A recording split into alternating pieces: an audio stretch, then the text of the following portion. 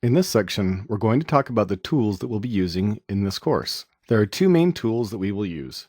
The first is the developer tools in our browser. I'm going to give you a quick look at the developer tools in Chrome, but everything that we will need to do, we can do in either Firefox or Internet Explorer. The first thing we need to do is be able to open up the developer tools.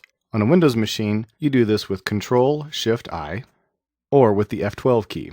On a Mac, we use Command-Option-I. Once we have the tools open, there's only two tabs that we'll be using in this course. The first is the console tab, which is right here.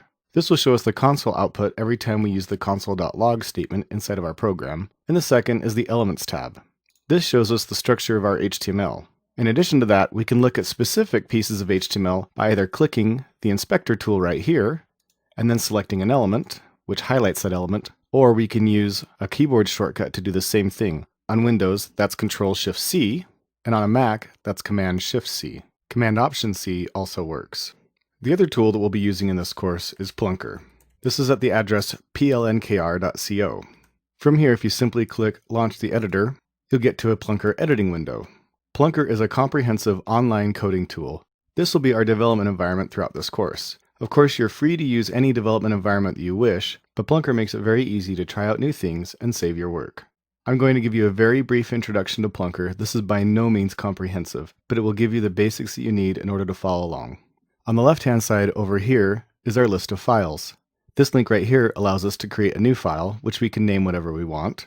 This area down here allows us to describe our plunk. Here in the center is the editing window. This will display the contents of the currently selected file and allow us to edit it. Over here on the right-hand side are several different slide-out windows that we can open.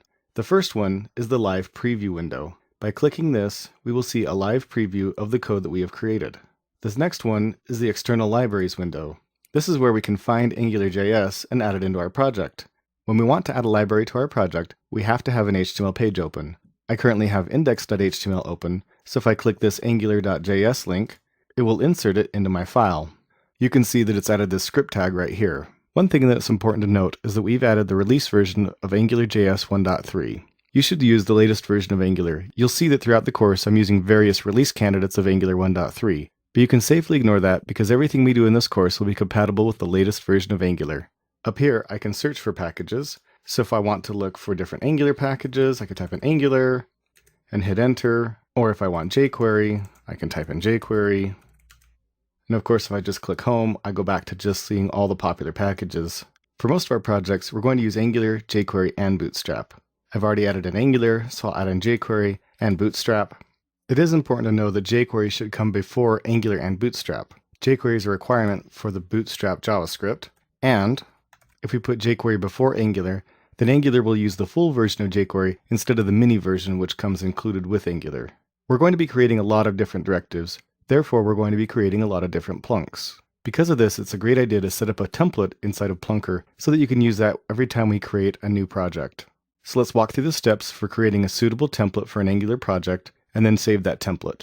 First I'll go over and collapse my external libraries window so I can see the editing window. Then I'm going to add my ng app directive, and we'll just use the app name of app. I'm going to go down to the body and I'm going to add the ng controller directive, and I'll use a controller named main controller.